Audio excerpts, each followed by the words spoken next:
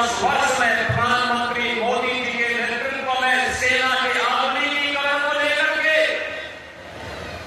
सेना के सुदृढ़ीकरण को लेकर के लगातार कार्य हुए हैं और इसीलिए भारत की सेना दुश्मन के किसी भी प्रकार का मुकाबला करने के लिए सदैव तत्पर रहती है।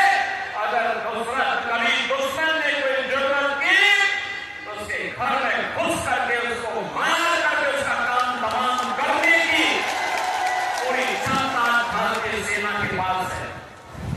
बहनों और भाइयों, जो काम देश की सुरक्षा के लिए सेना का है, उसी प्रकार का कार्य आंतरिक सुरक्षा में कानून का राज स्थापित करने में पुलिस की भी होती है। याद करिए 2017 के पहले का उत्तर प्रदेश कोई सुरक्षित नहीं था। सायकाल होते होते सड़कों पर कर्फ्यू जैसा दृश्य दिखाई देता था।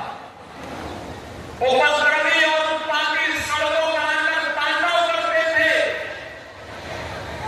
तब बेटी सुरक्षित थी, तब व्यापारी सुरक्षित था। हर तीसरे दिन एक दंगा होता था। पर्व और त्योहार के पहले ही लोगों के घर में लोगों के बनने का शंका आ जाती थी। पता नहीं अब क्या होगा, अब क्या होगा। प्रदेश का विकास कब हो गया था? एक तरफ उपद्रव और दूसरी तरफ अंधेरा। इन दोनों के बीच का समन्वय था समाजवादी पार्टी और पहले की 2017 की पहले की सरकार।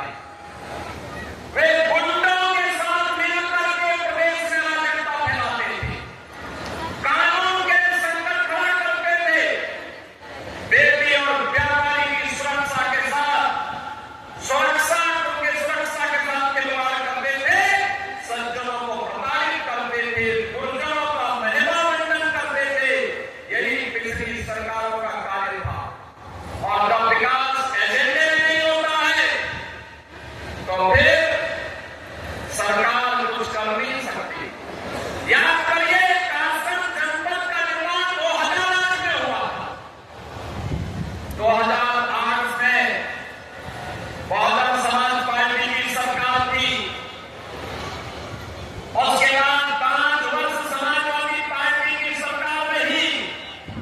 बहनों और भाइयों, पुलिस लाइन जो पुलिस की व्यवस्था की बुनियादी आवश्यकता होती है, इसके लिए न जमीन दी गई न पैसा दिया गया। और केवल कासगंज में नहीं,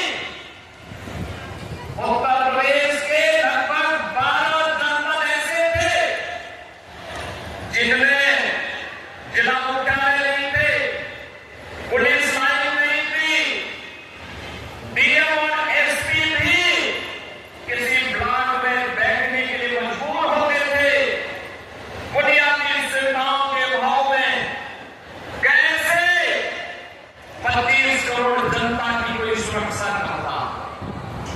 लेकिन आज उत्तर प्रदेश पुलिस देश के अंदर एक मॉडल के रूप में देखी जा रही है, एक मॉडल के रूप में।